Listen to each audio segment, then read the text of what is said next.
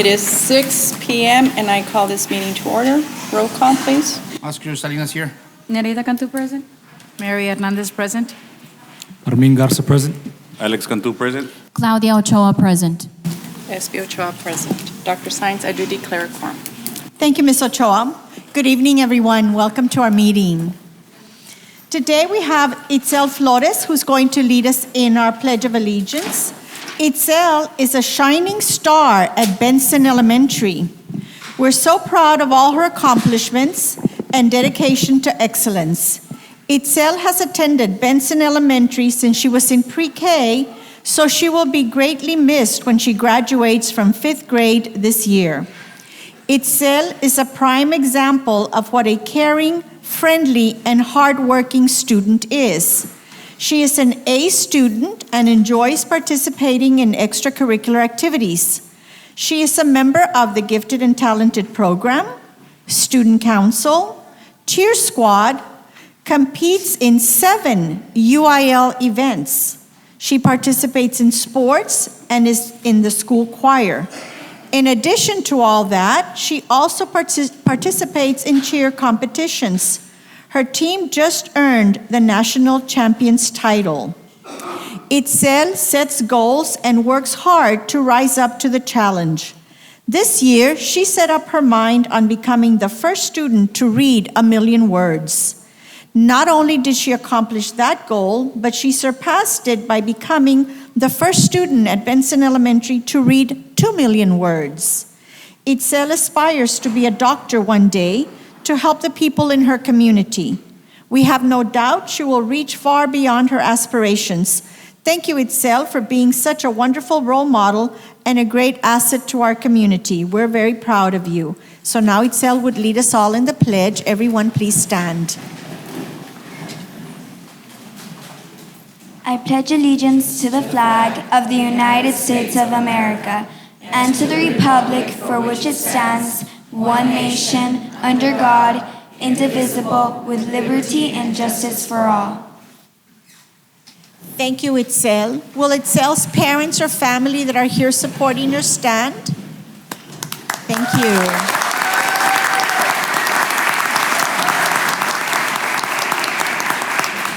Thank you.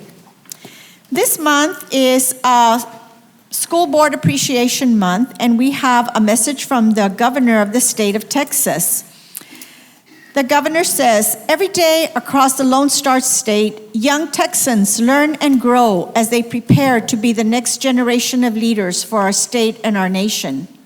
As such, providing students with a well-rounded education is vital to the development of young people as well as the progress of this great state. Though many may not realize it, school boards play a crucial role in ensuring our precious children receive the best education possible by working with parents, education professionals, and community members to create successful learning environments. At this time, all Texans are encouraged to join in celebrating the work and success of our many school board members across Texas who play an important role in the education of Texas youth. As we invest in the future of our young Texans, we will secure a better tomorrow for the Lone Star State. Greg Abbott, Governor of Texas. Thank you, Board of Trustees, for your many innovative learning opportunities that you provide our students, and thank you all for working so hard to make sure that all our students graduate college and career ready. Thank you, Board of Trustees.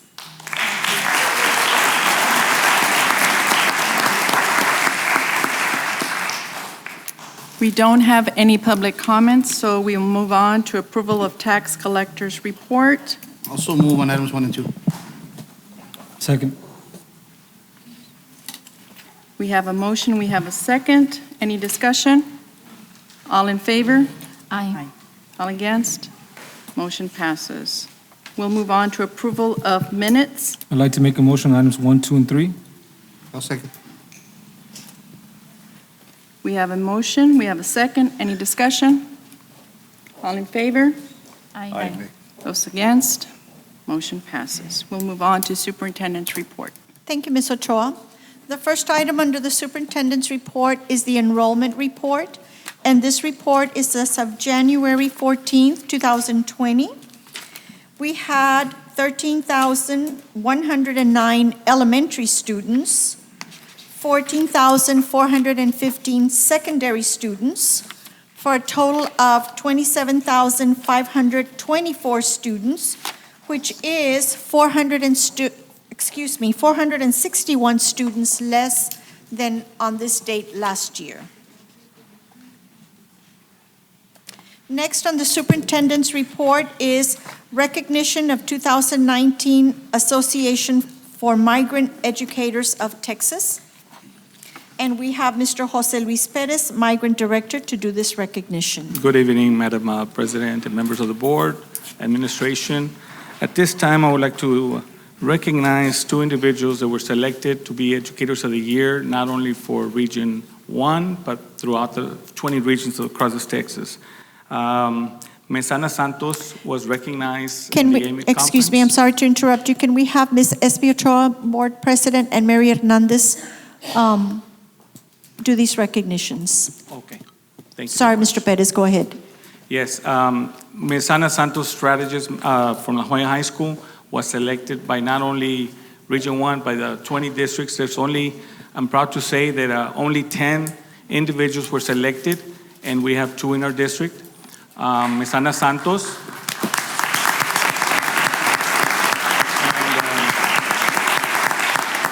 And Ms. Laura Aguilar, Recruiter of the Year for the state of Texas.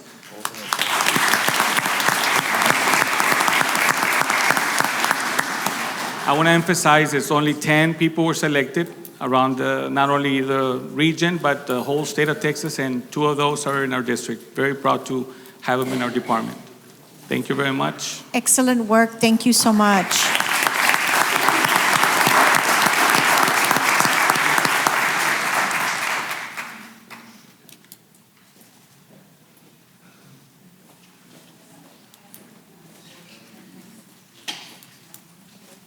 Thank you so much. Congratulations, Ms. Aguilera, Ms. Santos, for all your work.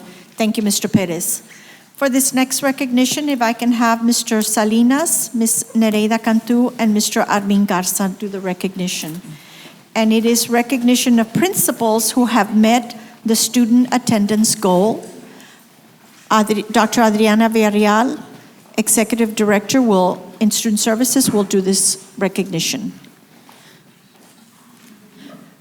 Good evening, Madam President, members of the board, and Dr. Science. La Jolla School District would like to recognize several schools that met the attendance goal for the first semester. So at this time, with a 97.74 from Rosendo Benavides Elementary, Dr. Romeo Benavides Jr., Principal.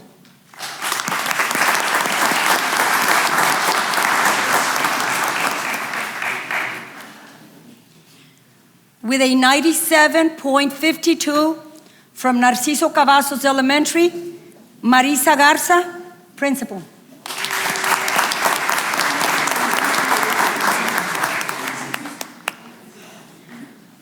With a 97.96 from Elodia Chapa Elementary, Linda Laura Lopez, Principal.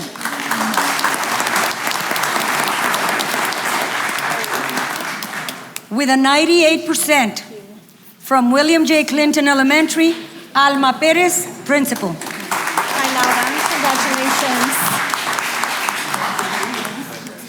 Congratulations. With a 97.72 from Ibi Reina Elementary, Lucina Lara Garza, Principal.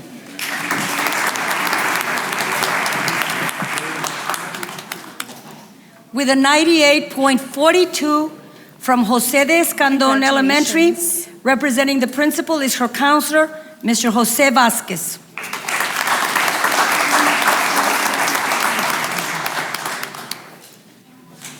With a 97.6 from Dr. Palmira Mendiola Elementary, Alicia Gutierrez, principal.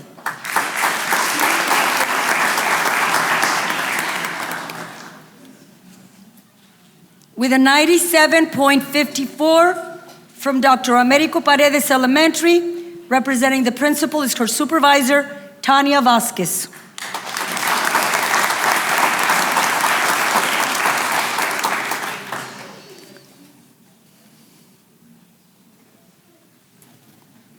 And with a 98.27 from Tabasco Elementary, Marena Contreras, principal. We want to congratulate all these principals for all their effort, and not just these principals, but all the principals in the district. Thank you all for everything you did.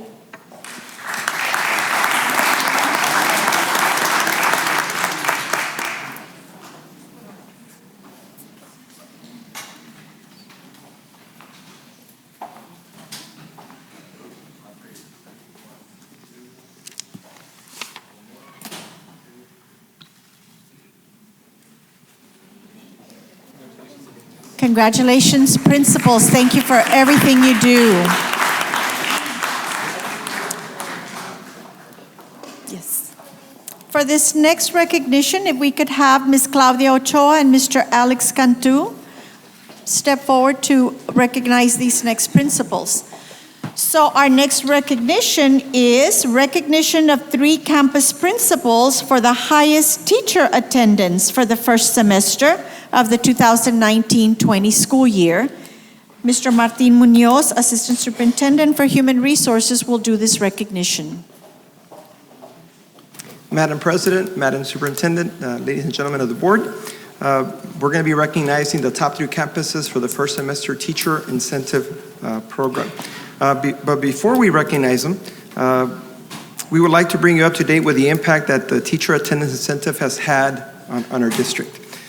In regards to our substitute management system, in comparison to last year, up until January the 1st, we have saved over $225,000. In regards to teacher attendance, we had 662 teachers with perfect attendance during the first semester. Incredible. Thank you. Right, and those teachers received a $500 stipend on January the 17th, and the total payout was $331,000. Now, throughout the first semester, we've been recognizing campuses that have had the highest attendance rates for those particular months. In addition to that, the campuses that we're going to be recognizing today, the 3 campuses that had the highest attendance rate for the semester were also recognized with a field trip to the main event on January the 6th. Now, today we're going to recognize those 3 campuses publicly. At the elementary level, we had Ms. Hilda Mendoza representing Benson Elementary.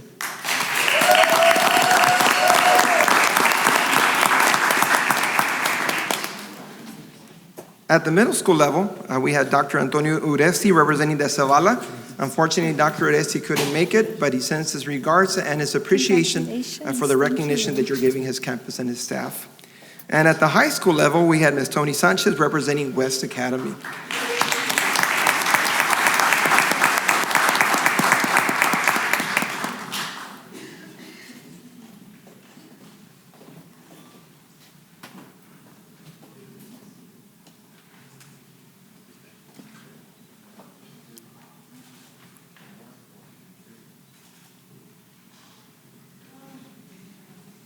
Congratulations. Thank you, principals, for all your efforts. Thank you, Mr. Munoz. Yes. Next, we have recognition of trustees in honor of School Board Recognition Month. We have 14 schools that have worked on putting together a student-created board box and a wreath for each of the 7 board members. So we have 14 principals and their students that are going to do these presentations. We'll begin with Mr. Salinas.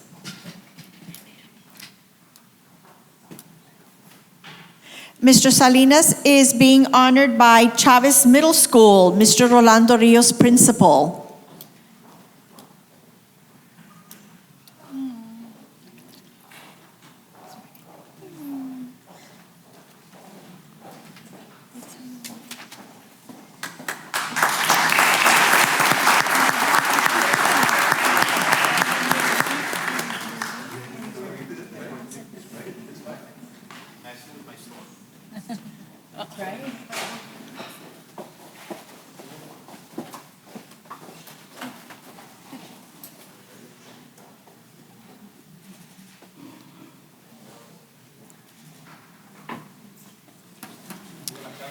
For Mr. Salinas, we also have a wreath from Cavazos Elementary.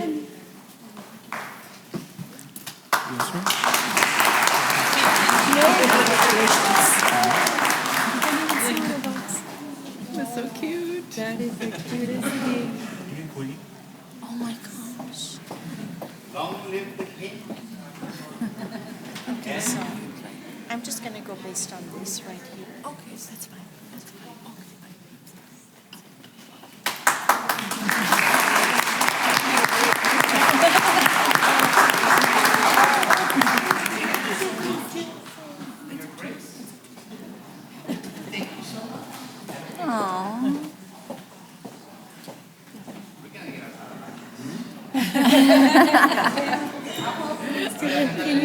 We're gonna get a She has the names of the kids.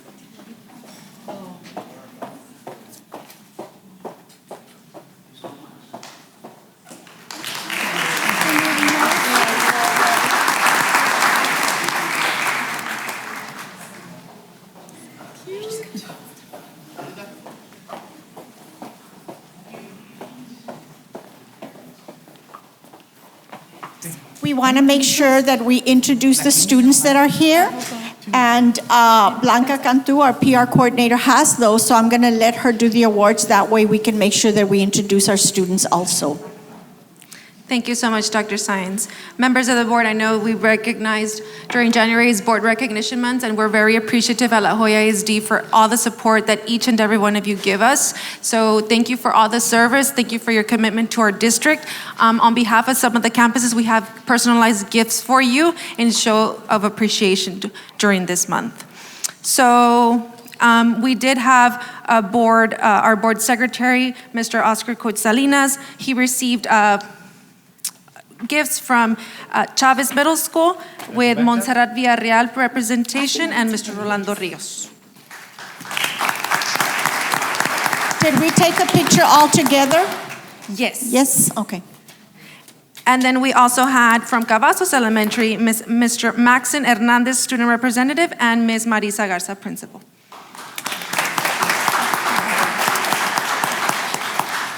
At this time, if we can have our board vice president, Ms. Mary T. Hernandez, come up for her gifts.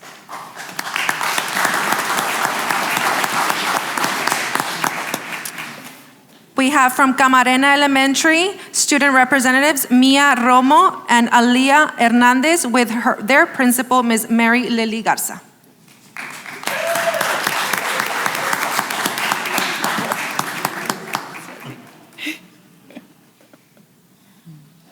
That's a big box. It's a heavy box. It's a heavy box. Mm. Whoa.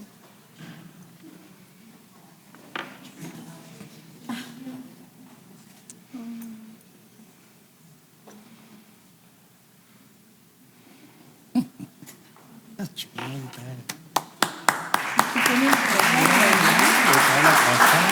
Also gifting Ms. Mary T. Hernandez are from Jimmy Carter Early College High School, Ms. Student Representatives Alexia Escogido and Mr. Sergio Cantu with their principal, Ms. Claudia Gomez Perez.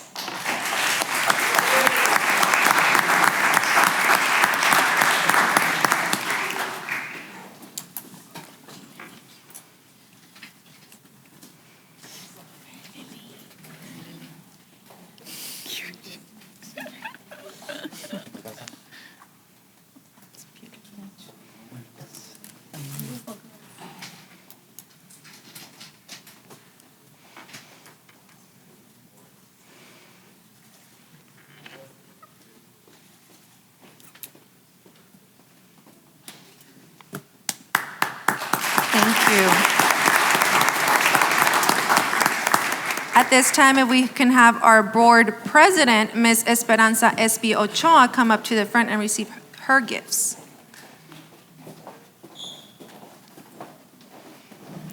We have from West Academy, student representatives, Ms. Karina Hernandez, with their principal, Ms. Antonia Sanchez.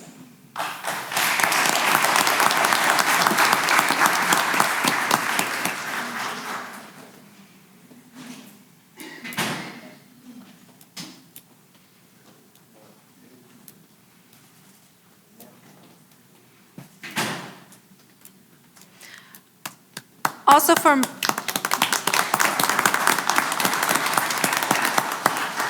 for Ms. S.B. Ochoa from Memorial Middle School, we have our assistant principal, Ms. Yadira Rangel, and student representatives, Eloisa Cantu and Kyle Basan.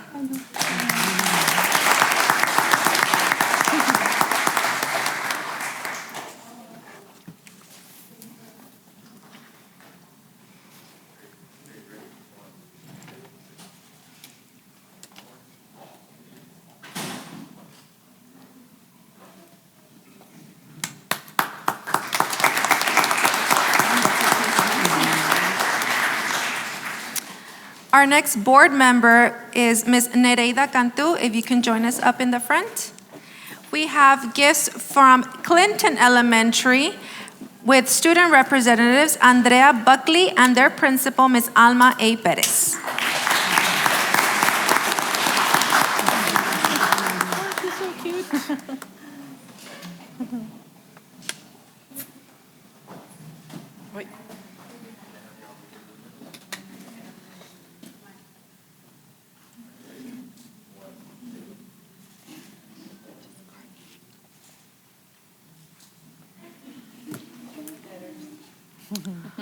Also, thank you.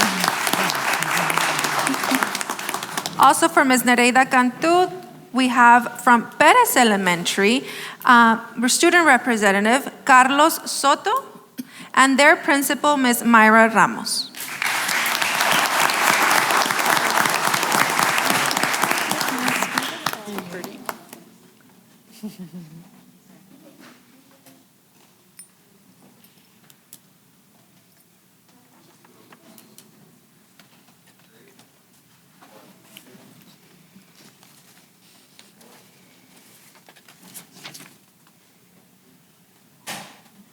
Thank you.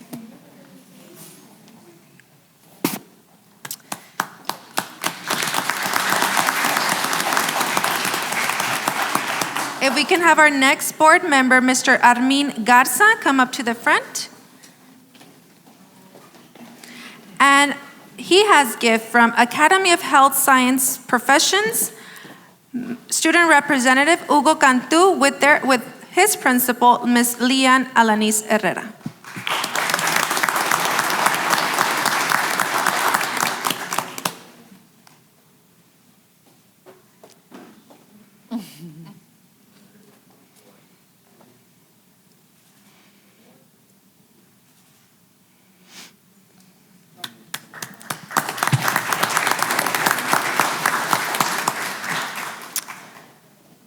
Gifting Mr. Armin Garza is Paredes Elementary, student representatives Yandel Castillo and Victoria Romero with their supervisor, Ms. Tania Vasquez.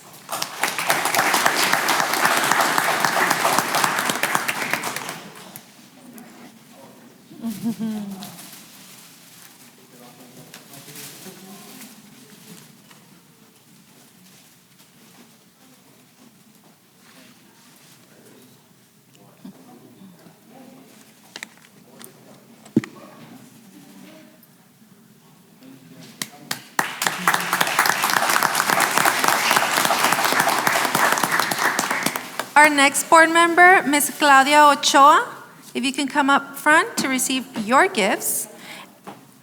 And we have Seguin Elementary student Saraí Garcia and principal Dr. Sandra Cerda.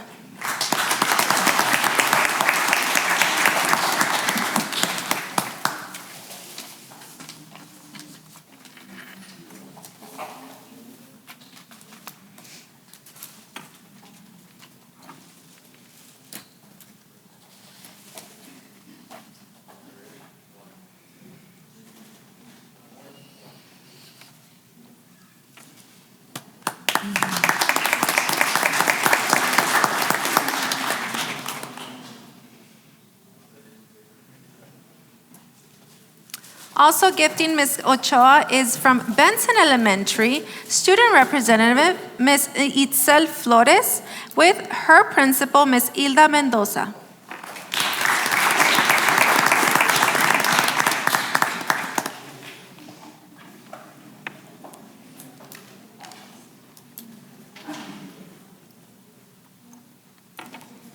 Our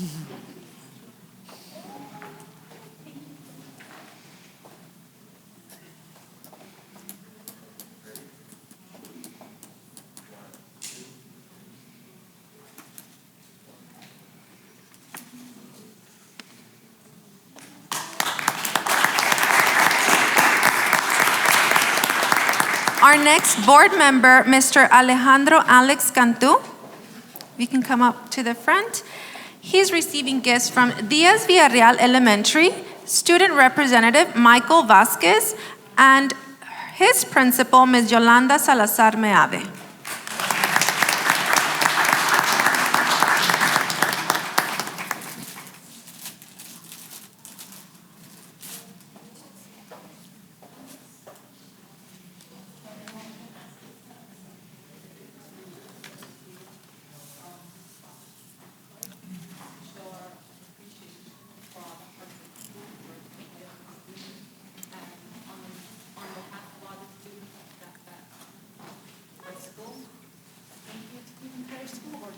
Thank you. Thank you.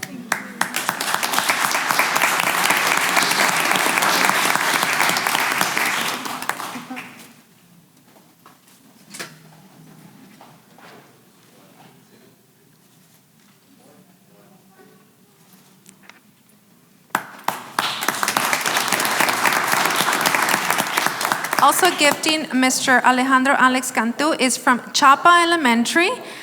Student representatives Joshua Flores and Josea Flores with their principal, Ms. Laura Lopez.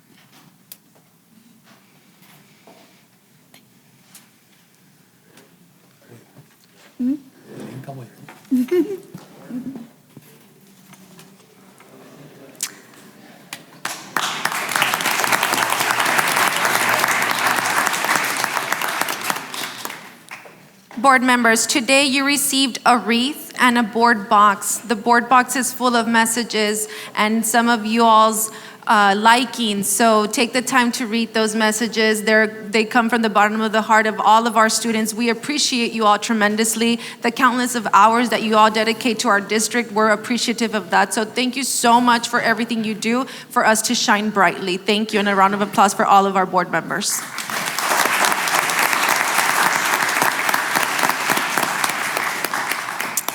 Thank you, Ms. Cantu. Any parents of any of the students that honored our board members, if you're here, please stand so that we can thank you for being here with your children.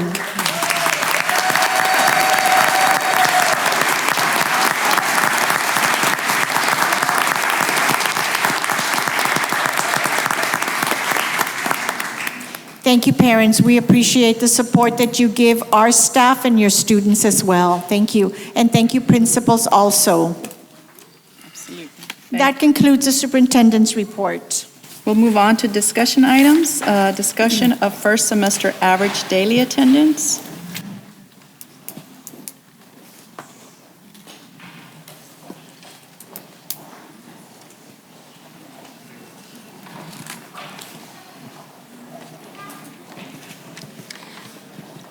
Good afternoon, Madam President, board members, Dr. Science. It gives me great pleasure to announce our semester ADA.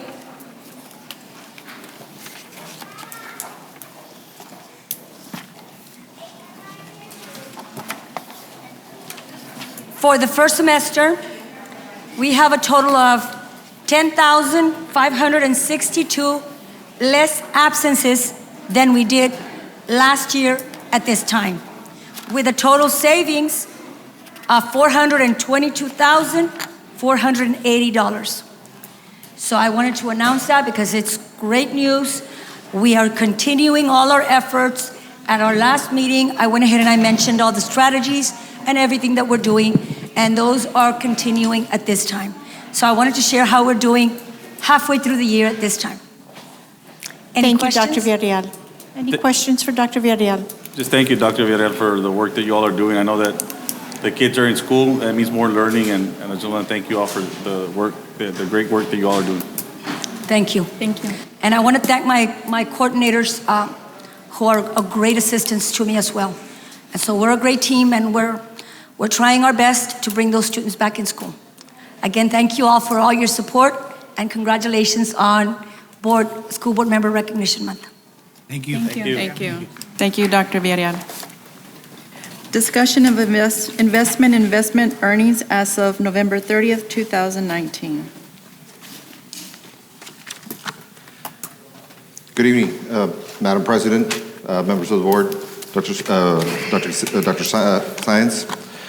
Tonight I'll be discussing the investments and investments earnings as of November 30th, 2019, as required by Government Code 2256.005.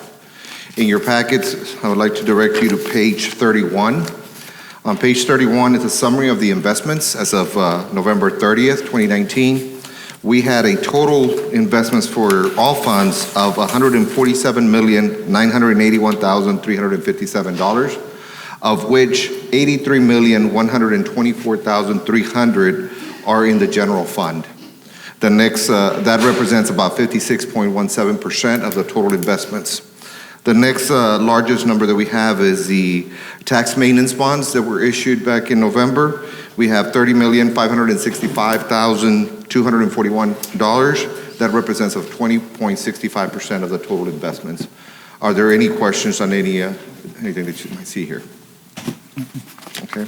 Next, I'd like to direct you to page 44. On page 44, you see the investment earnings. As of November 30th, we've earned $464,056 in all funds, of which $350,064 are in the general fund. This concludes my report, unless you have any questions. All right. Thank you.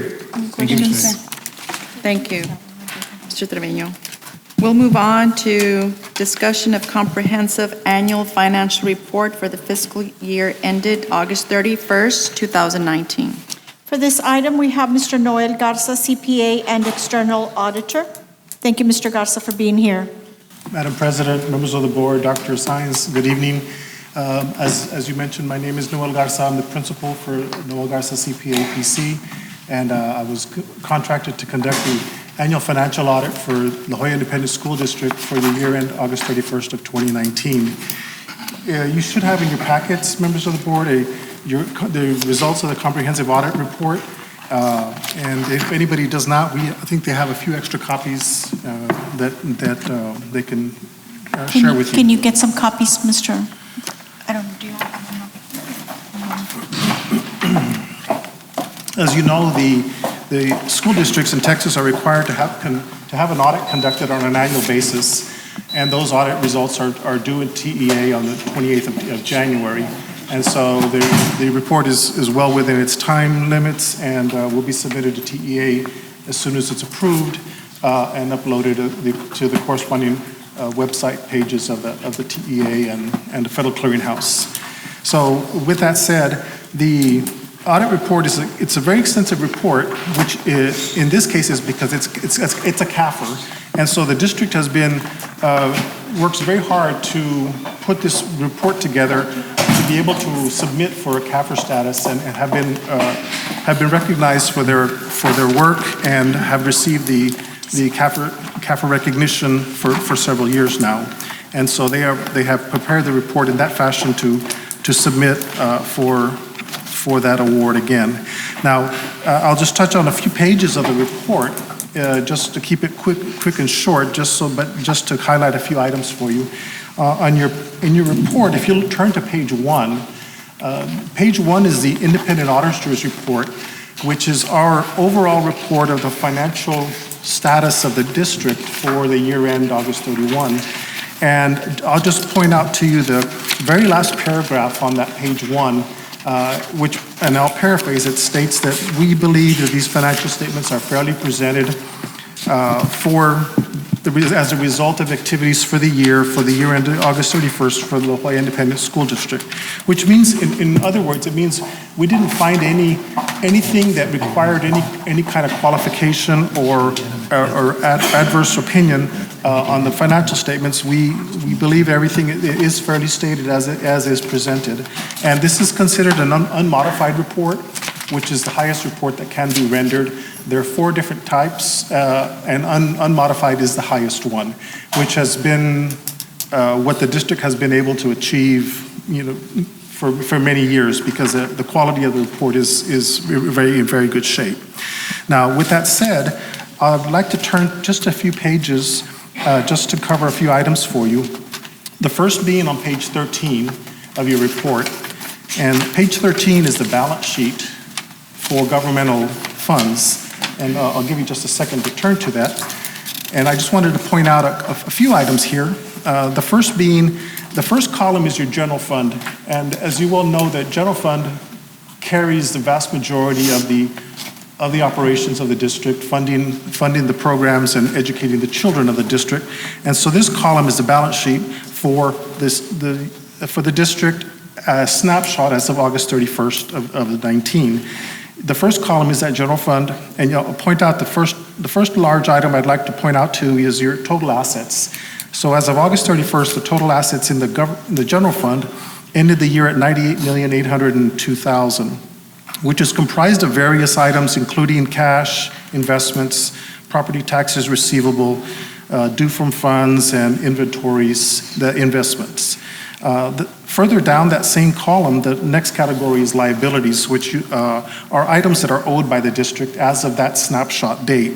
Those include accounts payable, accrued wages payable, due to other governments, which are some due tos and due froms that occur at the end of the year based on the funding that's typically, most of that is going to be due to state.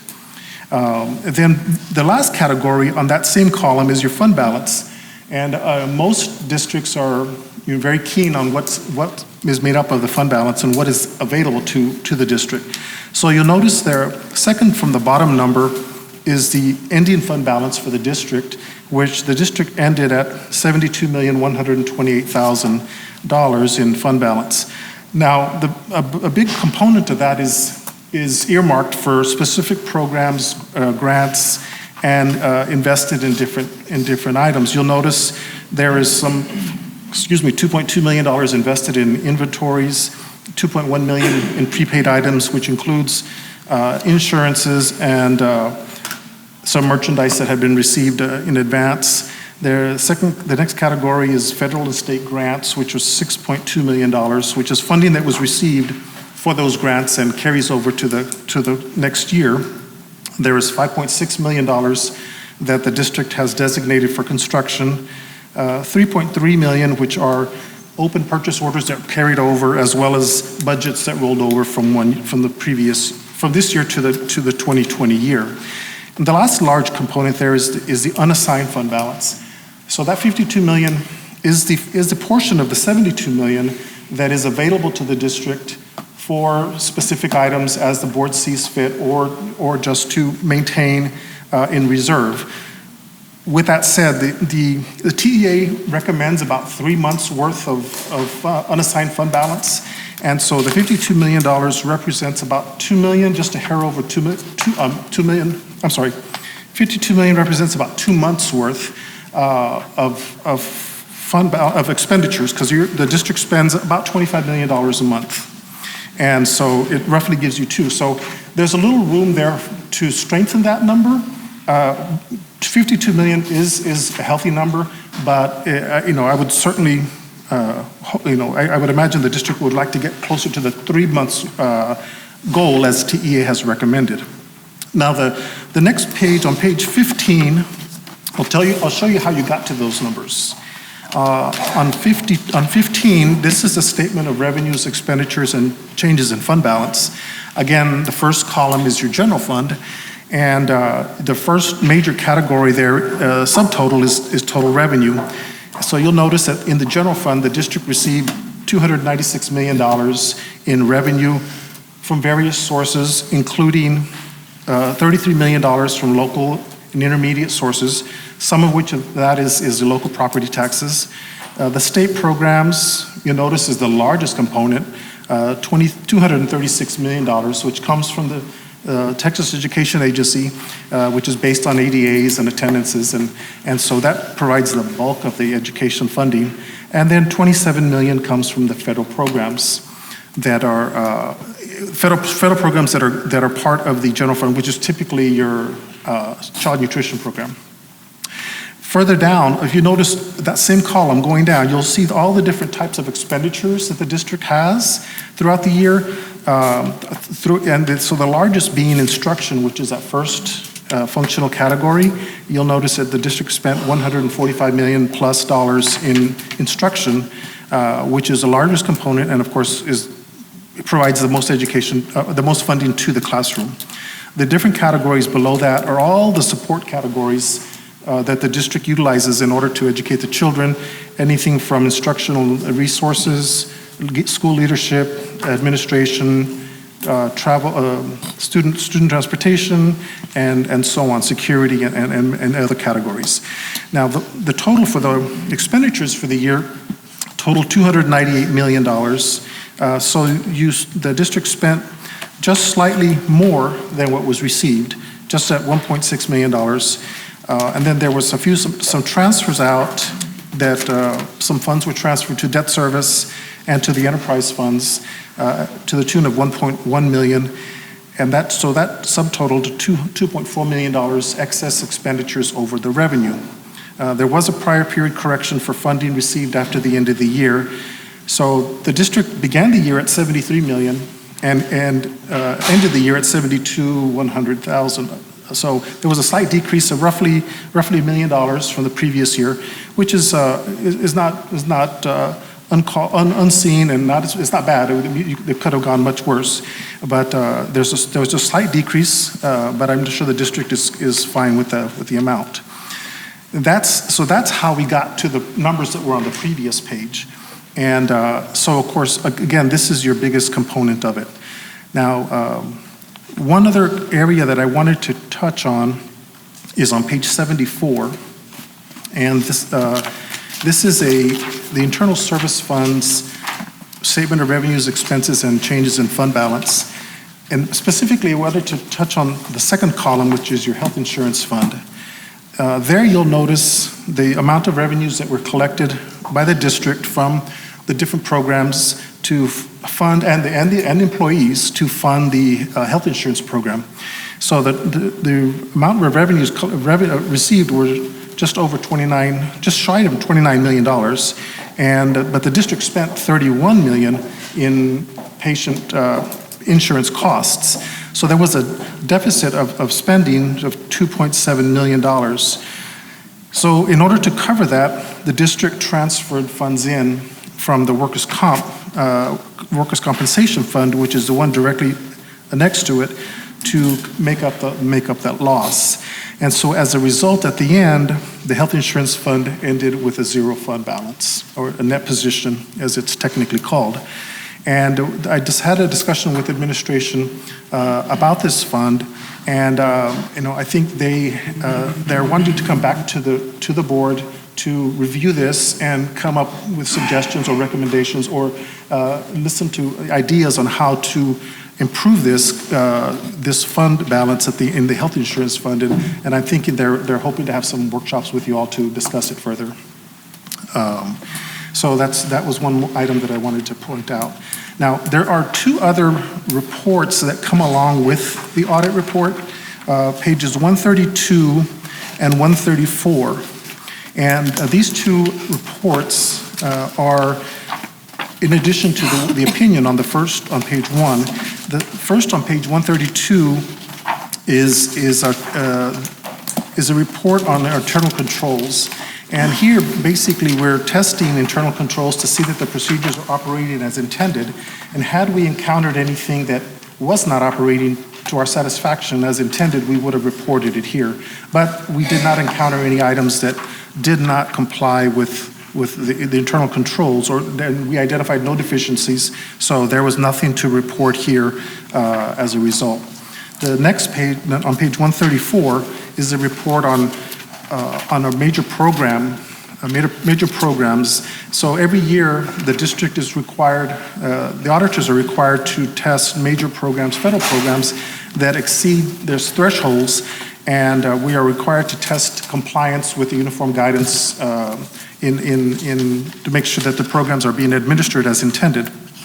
And this year, we also did not encounter any items that we felt were not in compliance with the guidelines of the audit of the major programs, and therefore have identified no weaknesses and no items to report as deficiencies. So again, those are two other good reports that are included.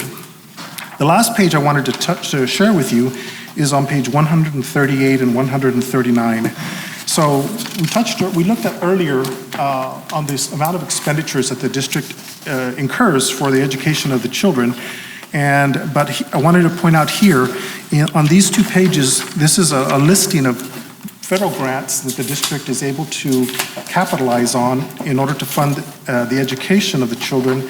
And so because of those grants that the district was able to receive and was awarded, the district was able to expend an extra $53 million for the education of the children, but that did not cost the taxpayers any money. It came directly from the federal government. So I like to point this one out because it's a big assistance to all the districts in the valley to be able to receive this type of additional assistance and ease the burden on the local taxpayers and the local districts. So with that said, that concludes my report. I thank the district for the opportunity to come before you. I'd like to personally thank the business office and all the staff that assisted in our conducting of the audit. They do an excellent job every year, and it makes the process much smoother, and they do a very good job, and I have to commend them publicly for their work. Any questions from anyone? Thank you, Mr. Garza. Thank you. Thank you. Thank you. I also want to thank Mr. Joel Trevino, Jaime Lopez, and Ben Garza and all their staff for the work done to prepare this, to help Mr. Garza with this audit report. Thank you. Thank you. We'll move on to discussion of proposal for La Joya ISD 18+ program.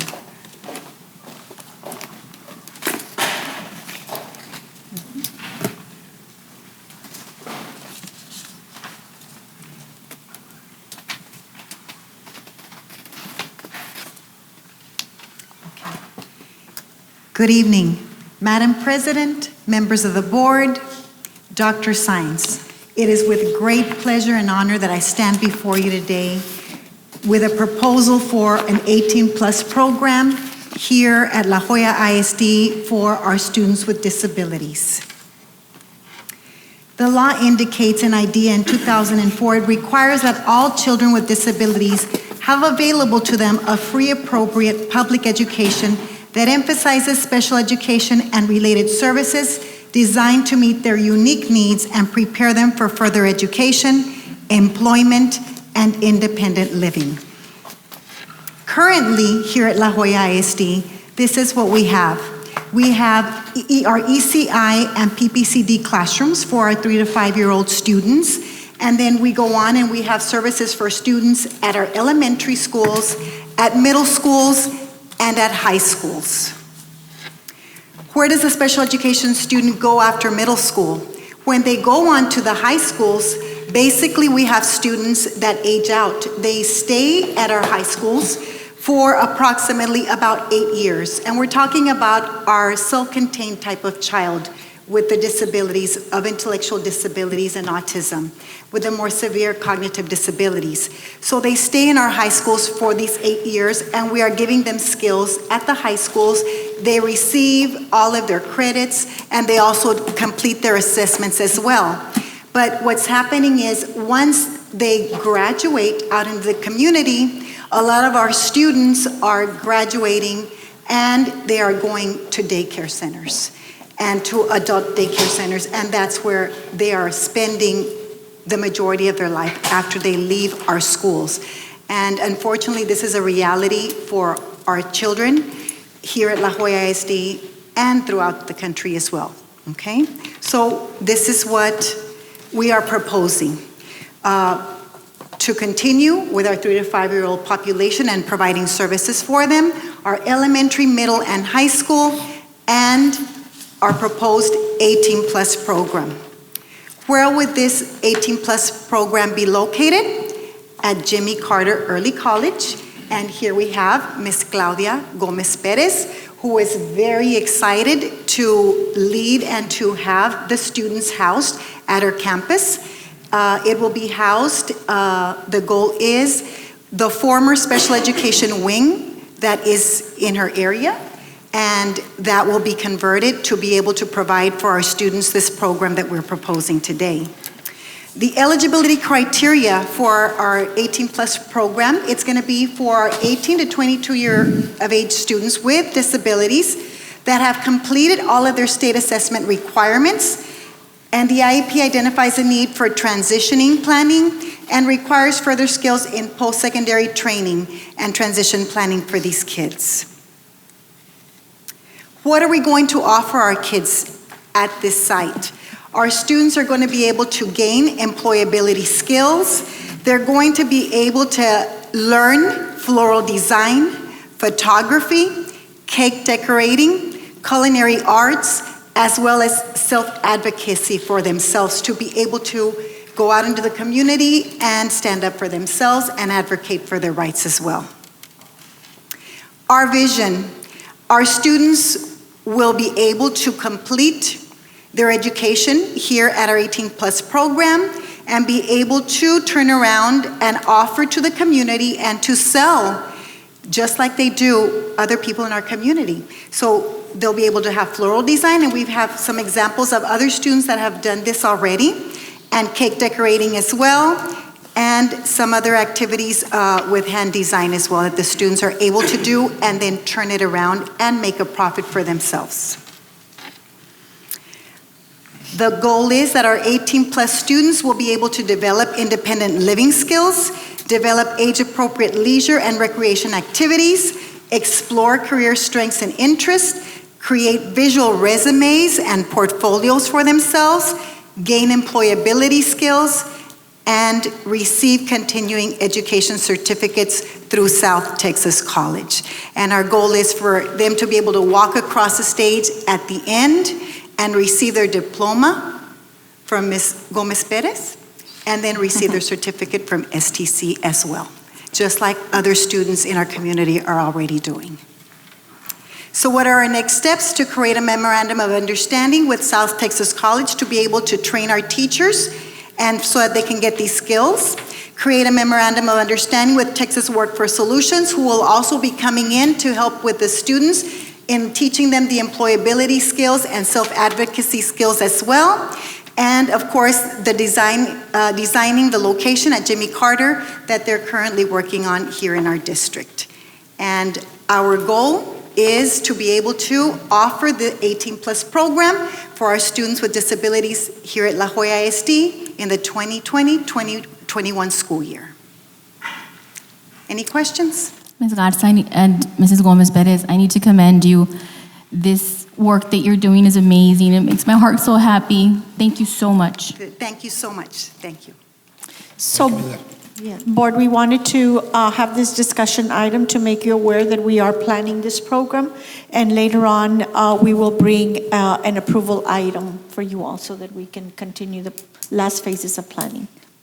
Thank you, Ms. Garza. Thank you so much, Ms. Claudia Gomez Perez, also for bringing this wonderful idea, and thank you, Ms. Andrea Garza, for working on this also. It's a wonderful project for our kids. Thank you.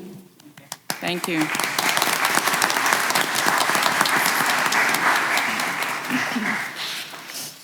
Under consent agenda, we'll be taking out under bids number 16. And can we discuss it here? Because I'm seeing that Mr. Gonzalez is here. So that if Yeah. that's what, we can probably target what he needs. Yes. So can I entertain a motion under consent agenda? Also move. Second. We have a motion and a second. All in favor? Aye. Those against? Motion passes. We'll go back to contracts. Renewal of Texas Workforce Commission for Child Care Local Match Contribution of Agreement. Can I hear a motion? So moved. I'll second. A I have a motion, I have a second. Any discussion? All in favor? Aye. All against, motion passes. MOU between La Jolla ISD and Baylor University. Also move. Second. I have a motion, I have a second. Any discussion? All in favor? Aye. Those against, motion passes. Approval of Region 1 ESC local assessment fee for special service projects for the 2019-20 school year. May I hear a motion? Also move. Can I have a second? Second. I have a motion, I have a second. All in favor? Aye. Aye. Any discussion? Those opposed? Motion passes. MOU between Texas Women's University School Library and Information Studies and La Jolla ISD Libraries. I'll second. Any discussion? All in favor? Those against? Motion passes. La Jolla ISD Workers' Compensation 504 Provider Network. Can I entertain a motion? Also move. Can I hear a second? I have a motion, I have a second. Any discussion? All in favor? Aye. Those against? Motion passes. Approval of Region 1 ESC Orin Consortium Revised Agreement. Can I hear a motion? Also move. Second? Second. I have a motion, I have a second. Any discussion? Everything stays the same, right, Doc? Pardon me? On that one, everything stays the same? Yes. Okay. All in favor? Aye. Those against? Motion passes. Agreement between La Jolla ISD and South Texas College regarding ESL GED program. Can I hear a motion? So moved. I'll second. I have a motion, I have a second. Any discussion? All in favor? Aye. Those against? Motion passes. Approval of contract to perform an annual financial district audit for fiscal year ending August 31st, 2020 and 2021 by Noel Garza, CPA, PC. Can I entertain a motion? Also move. Second? Can I? Second. Okay. I have a motion, I have a second. Any discussion? All in favor? Aye. All those against, motion passes. Approval of agreement between La Jolla ISD and the National Hispanic Institute. Can I hear a motion? So move. I'll second. I have a motion, I have a second. Any discussion? All in favor? Aye. Those against, motion passes. Under bids, for number 16, approval of school buses through by board contract quotation 2020-812. Can I entertain a motion? I have some questions for Mr. Gonzalez. So you're motioning, Oscar? Can I have a second? Well, my motion is going to be to postpone depending on what he's going to tell me. Okay, but let's open it first for discussion and then we can go back. Okay, that's fine. Can we have a second for discussion? Second. Okay, discussion. Mr. Gonzalez, I know that you've been looking at it, and my only concern is that you only have one person bidding here, but I know there's other things that are coming around. I know that your department is extremely happy that this board, together with this administration, came together and promised 50 buses this coming year, and then 50 the following year, and then 50 the following year, and then 5. And I know some things are being done through the grant department as well, through Mrs. Leal. But I know there's some issues with the long arms and the cameras and some of the things that can be added there. Would it be wise for us to just maybe put it on hold and let more bids come in, or? We've been working hard to maintain our fleet. Right now, we are managing with the number of buses. We're barely making it, but we're managing. The reason I feel that we should get more bids is just, I want to, as a custodian of districts' resources, financial resources and assets, I want to make sure that we get more for our buck for our students. I know that one of the things that we need is additional lighting in the buses, especially the further we go north, because there's less lighting. So I know that last year, Mr. Lopez purchased some lighting for 50 buses that illuminates a lot when the bus stops in the dark. So those are things that we could have. Additionally, we could have the long arm that extends with the stop. And that will help a lot. We had a very close near miss with a young lady from the district employee that almost got run over in the middle of the night because the car did not stop, and we were very lucky. So I just want to make sure that we increase the safety for our students and also that we get more for our buck. So I don't know when the next board meeting is, but we should be okay for the next 2 or 3 weeks until you guys are able to make a decision. Can you check to see if those long arms and those special lightings, because those special lightings that Mr. Lopez probably acquired or actually brought it through the board was actually an additional cost. There might be other entities that might provide that at a lower price, or maybe even as it's being financed. I know that Mr. Lopez purchased them from a vendor, but that was a side. That was an additional. Yes, it was additional items. Okay. As far as your question with the grant, we, Ms. Leal, along with Ms. Laura Rodriguez, our bus shop clerk, put together 4 application packets in a matter of 2 days. They worked tirelessly to put these packets together to submit to the Clean Bus Grant. We didn't know at the time that it was 1 packet per district. So we submitted 4 packets in the opening day was January 7th, and we submitted 4 packets by January the 10th, 3 of them January the 9th. They called us yesterday to choose a packet, and so they could review it. And right now, one of our packets is under review for the replacement of 5 buses at a 73 to 80% discount rate. And we're hoping and praying that we do get them, because when we called them to check on the status of our packets, they said, "Oh, you're from La Jolla, the one that submitted 4 packets." So we got them to notice us. So we're hoping that those 5 additional buses would come in, and that would increase our resources. Okay, so I guess my motion is gonna read that. I have a question, I'm sorry. And I think this is more directed toward Mrs. Zapata, if she's here. Yes. Can we go through a normal bid process instead of the buy board? Again, because we want to get more for our buck, like we said, right? So hopefully. Good evening. We have a choice of either going through the purchasing cooperatives or going directly and processing our own bid. The advantage in going through the cooperatives is that these school buses are bid at a statewide level, whereby the purchasing power of numerous entities is capitalized, and therefore we should get a better value if we do so. But nothing constricts us from processing our own solicitation. So how long would that take?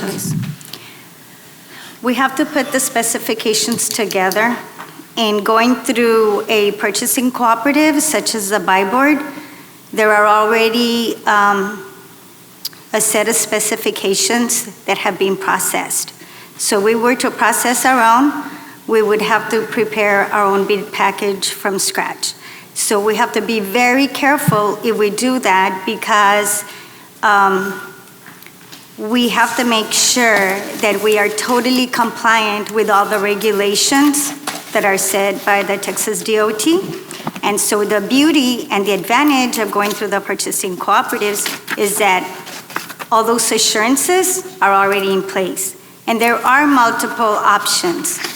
We can go through various purchasing cooperatives, and we can invite multiple vendors. In this particular case, we extended the quotation opportunity to 3, and 1 chose to respond. We did try to stimulate competition, but again, it's up to the vendors to submit their package. The same thing goes if we were to process the packet on our own. So the players are the same, pretty much. I don't, it's either way. There is a savings in time and administrative costs if we go through the purchasing cooperative. But we can do either. Thank you.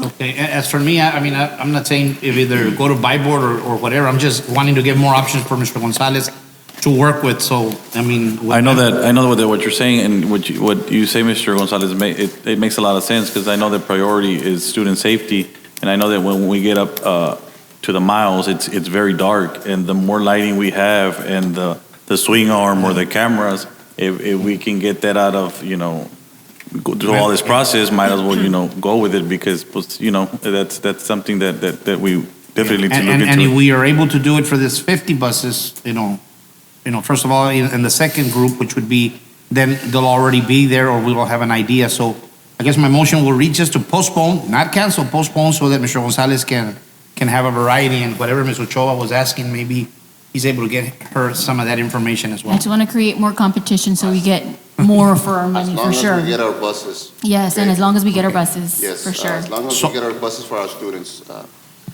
Okay, so then I guess you would get together. So my motion will read. Second. Just to extend it or postpone it so that you're able to go out and get more vendors or bids or whatever. And just to clarify, practice has been that when a solicitation is processed, the board takes action. So if the board does not want to approve what we're presenting as a recommendation, then the board would need to reject at this time so we can process a new solicitation. Okay, so then I'll so move on the recommendation by Ms. Zapata. Any other questions? Oh, I also know, and I know that I had said I was gonna mention, the bus drivers are having a high attendance, and they're wanting to know if there's any incentives going their way for attendance, guys. So there you have it. Okay. Thank you, Mr. Gonzalez, for everything you do. I know it's a big department, and you're doing a good job. Hearing good things from it. Thank you so much. Thank you. We do have a motion and a second. Any further discussion? If not, all in favor? Aye. Those opposed? Motion passes. We'll move on to approval of insurance consultant services, RFP 2020-12, under bids. Dr. On this one, I think we said we were going to take to executive session for discussion and advice from legal advice. Okay, so I'll also move on the recommendation by Dr. Science. Do I hear a second? I'll second that. I have a motion and I have a second. Any discussion? All in favor? Aye. Those against? Motion passes. We'll move on to business and finances. Approval of comprehensive annual financial report for the fiscal year ended August 31st, 2019. Can I entertain a motion? I'll second. I have a motion, I have a second. Any discussion? All in favor? Aye. Those against? Motion passes. Approval of 2019 tax roll totals. Can I? Second. Okay. I have a motion, I have a second. Any discussion? All in favor? All in favor? Aye. Those against? Motion passes. Approval of budget amendment 2020-03. So move. I'll second. I have a motion, I have a second. Any discussion? All in favor? Those against? Motion passes. It is now 7:09, and we will go into executive session under Texas Code 551, 071, 072, and 074. We are out of executive session at 8:33. We're going back to under bids, number 18, approval of insurance consultant services, RFP 2020-12. I'll go ahead and so move to reject and authorize administration to move forward to rebid. Can I have a second? I'll second that. I have a motion, I have a second. All in favor? Aye. Those opposed? I'll oppose on that item. I think I'll go with I go with the recommendation of our staff, but since that's not the case, I'll nay that item on my end. Okay, thank you. Mr. Okay, so then back to, We have a motion, we have a second. All in favor? aye. Aye. Under letter H, personnel, Motion passes. motion passes. Under letter H, personnel, items 1, 2, 3, 4, 5, and 6. So move for approval as discussed in executive session. I have a motion, can I have a second? I'll second that. As discussed in executive session. Okay, we have a motion, we have a second. Any discussion? All in favor? Aye. Those opposed? Motion passes. We will adjourn at 8:34.